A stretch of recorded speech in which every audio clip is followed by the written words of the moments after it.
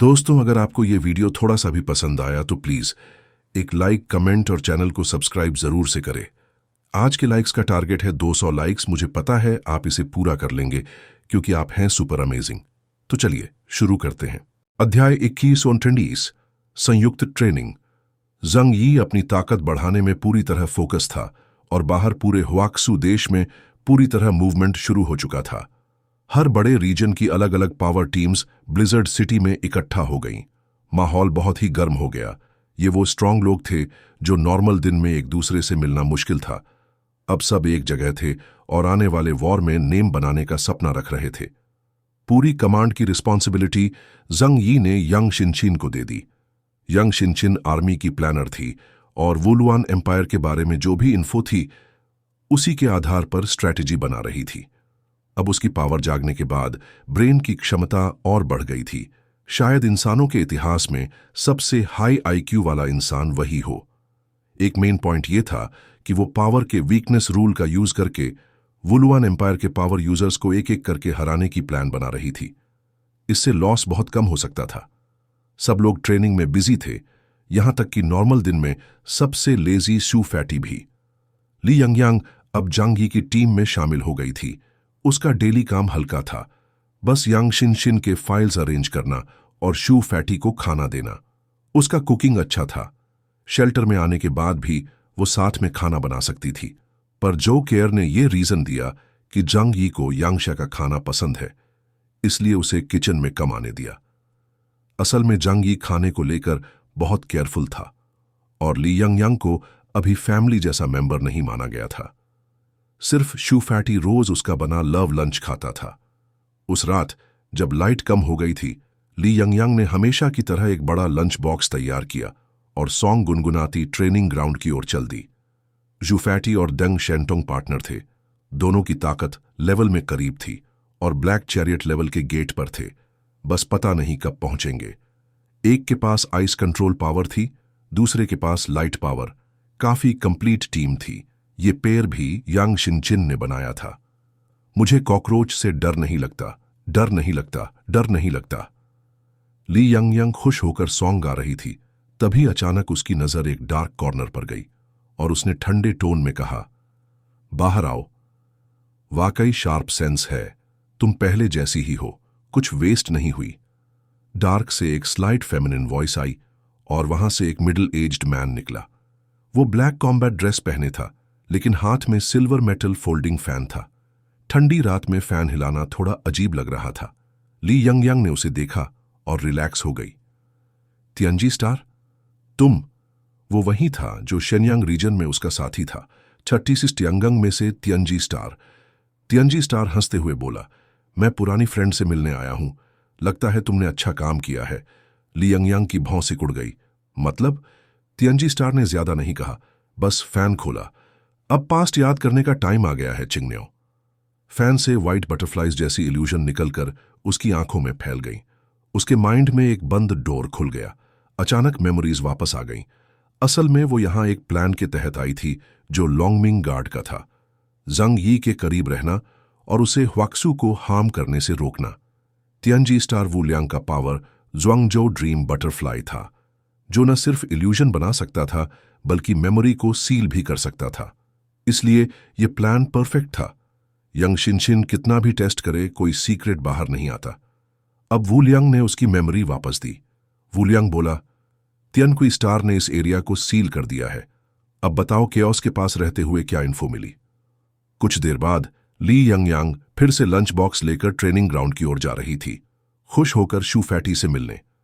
असल में वुलियांग ने उसकी नई मेमोरी फिर से ले ली थी और फैन में रख ली थी। दोनों तियानकुई स्टार सॉन्गमिंग की पावर से बेस लौट आए। इस बार लीडर शांग दाओवेन खुद आया था। इन्फो सुनकर वो भी चौंक गया। केओस बहुत रिस्क ले रहा है वो जगह, ये तो एडवेंचर है, वुलियांग ने कहा। चिंगन्याओ को बस इतना ही पता है, वो अभी कोर मेंबर नहीं है। शांग दाओवेन ने कहा, जल्दी नहीं, ये प्लान इंपॉर्टेंट है, बिना रीजन उसे कांटेक्ट मत करना। ट्रेनिंग ग्राउंड में शू फैटी और डेंग शेंटोंग कॉम्बो प्रैक्टिस कर रहे थे।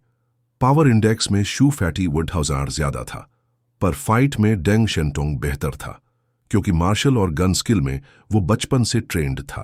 लेकिन दोनों ने कई वॉर्स में साथ काम किया था, इसलिए कोऑर्डिनेशन अच्छा था। इस तरह की जॉइंट अटैक में यंग +1 2 से ज्यादा पावर दे सकती है, जैसे होली टेम्पल के सन और मून एंजल्स। अध्याय 2140।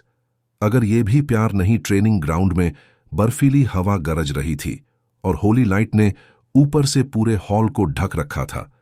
डेंग शेंटोंग की light power indoor training ground में किसी भी जगह बिना रुकावट पहुंच सकती थी, यहां तक कि वो वॉल्स के पीछे भी लाइट पहुंचा सकता था। ये उसकी विल पावर का रिजल्ट था। लाइट लिजर्डमैन के खिलाफ बहुत इफेक्टिव थी।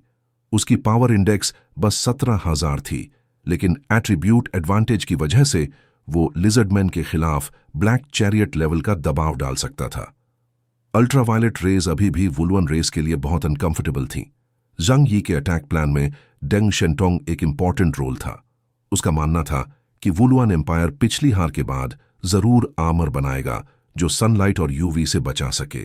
लेकिन अगर वॉर वुलुआन एम्पायर की लैंड पर हो, वहां के 29 मिलियन लोग इतने एडवांस्ड यूवी प्रोटेक्ट आर्मर्स नहीं रखेंगे।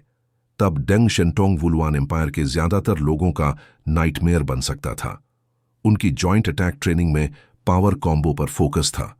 जू फैटी की आइस पावर से ह्यूज आइस पिलर्स और मिरर्स बनते, जिससे डेंग शेंटोंग की लाइट रिफ्लेक्ट और रिफ्रैक्ट हो सकती थी, और डेंग शेंटोंग एनिमी की सेंसेस ब्लॉक करके जू फैटी को आइस अटैक का बेस्ट चांस देता था। ट्रेनिंग के साथ उनकी कोऑर्डिनेशन बढ़ती जा रही थी। जब डेंग शेंटोंग को जरूरत होती, जू फैटी सेकंड्स में राइट एंगल और साइज का आइस पिलर बना देता। कॉनकेव या कॉन्वेक्स मिरर, सब परफेक्ट एंगल पर। एप्सिलॉन लेवल पावर यूजर्स हर जगह रेयर थे। पहले तो ऐसे कॉम्बो ट्रेनिंग देखना भी रेयर था। अब खुद एक्सपीरियंस करने के बाद डेंग शेंटोंग को समझ आया कि जॉइंट अटैक कितनी डेंजरस हो सकती है। सिंपल बात, जैसे सूखी लकड़ी पर चिंगारी पड़ते ही ह्यूज फायर बन जाए। मार्शल टियानपेंग, चलो थोड़ा रेस्ट करते हैं, डेंग शेंटोंग ने स्वेट पोंछते हुए कहा। शू फैटी पूरा पसीने में था। हर दिन अंकल यू के साथ ट्रेनिंग करने के बावजूद उसका वेट कम नहीं हुआ था, बल्कि बढ़ रहा था। पहले तो वो टेंशन में था, लेकिन अंकल यू उसके बॉडी बिल्ड से खुश था। वो बोला, ये असली बैटल बॉडी है। बॉडी बिल्डर जैसी हार्ड मसल्स असल फाइट में वीक होती है। अब यू फैटी फैट दिखता था, लेकिन बॉडी फैट रेशियो बहुत लो था। असल में वो सॉलिड स्ट्रांग था। ठीक है डेंग शाओ, शू फैटी ने टावल से फेस पोंछा। तुम्हें लगता है हम अब उस टारगेट को हरा सकते हैं? उनका कॉम्बो एक स्पेशल ओपोनेंट के लिए ट्रेन हो रहा था। डेंग शेंटोंग ने काल्म होकर कहा, मैं मिस यांग के प्लान पर भरोसा करता हूं, लेकिन वॉर में सब बदल सकता है। सैक्रिफाइस के लिए रेडी रहना पड़ेगा। उसने हेयर ठीक किया और ब्राइट स्माइल दी। काश मैं भी तुम्हारी तरह कूल होता। शू फैटी ने लंबी सांस ली। कुछ चीजें हैं जो मैं करना चाहता हूं, पर कर नहीं पाता। तभी बाहर से 2 सॉफ्ट फीमेल वॉइसेस आईं। खाना आ गया। दोनों ने देखा, ली यंगयांग और हुपो लंच बॉक्सेस लेकर आई थीं। वो पहले से खड़ी थीं, बस ट्रेनिंग खत्म होने का इंतजार कर रही थीं। डेंग शेंटोंग ने ड्राई क्लोथ्स पहनी और आगे बढ़ा। जू फैटी खुशी से ली यंगयांग के पास भागा। कैंटीन में बैठकर फूड सामने आया। जू फैटी ने ली यंगयांग का बना खाना बड़े बाइट्स में खाया। चेहरे पर खुशी साफ थी। यंगयांग, तुम्हारा खाना बेस्ट है। ली यंगयांग हंसी। अगर तुम्हें पसंद है तो मैं रोज बनाऊंगी। डेंग शेंटोंग ने एक पल के लिए ईटिंग रोककर फैटी की तरफ देखा, फिर हल्का सिर हिलाया। उसने ली यंगयांग से पूछा, शेंगजिंग के कई पावर यूजर्स ब्लिजर्ड सिटी आए हैं, उनसे नहीं मिली? ली यंगयांग ने काल्म होकर कहा, नहीं, अब मिलना आसान नहीं होगा। उसकी स्ट्रेट बात सुनकर डेंग शेंटोंग ने टॉपिक वहीं खत्म किया। डिनर के बाद शू फैटी ने कहा, अब रेस्ट करूंगा, कुछ घंटों बाद फिर ट्रेन करेंगे।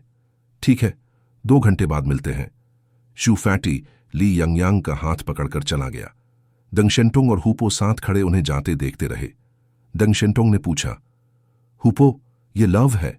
हुपो ने कहा, अगर ये भी लव नहीं तो फिर क्या उम्मीद करे? बस मुझे लगता है इनका रिश्ता थोड़ा अजीब है। हुपो ने उसके शोल्डर पर सिर रखकर कहा, तुम नॉर्मल लोगों का लव नहीं समझ पाओगे। डेंग शेंटोंग हंस दिया। उसकी जिंदगी में अब बस स्ट्रांग बनना और नेम कमाना बचा था। हुआक्शू के साउथ सी में वुलुआन एम्पायर का अटैक फिलहाल रुका था। ह्वाक्सू के साउथ सी में वुलुआन एम्पायर का अटैक फिलहाल रुका था। ईस्ट सी रीजन ने सेफ्टी के लिए शिप्स भेजकर नियर बाय वाटर्स में पेट्रोल शुरू की। उस रात एक डिस्ट्रॉयर शिप साउथ सी के एज पर पहुंची, कोल्ड विंड और वेव्स में पेट्रोल कर रही थी। ऐसे टाइम में उन्हें कंफर्म करना था कि वुलुआन एम्पायर या कोई अननोन पावरफुल क्रीचर ह्वाक्सू में घुसा तो नहीं। ये लाइफ रिस्क था। अगर कुछ होता तो डेथ से पहले भी सिग्नल ईस्ट सी तक पहुंचता और पूरे ह्वाक्सू को डेंजर की इन्फो मिलती। ओरिजिन शिप वेव्स पर हिल रही थी। आज रात विंड बहुत तेज थी। कोल्ड वाटर डेक पर स्प्लैश हो रही थी। मूनलेस डार्क नाइट में बस सर्च लाइट से लाइट मिल रही थी।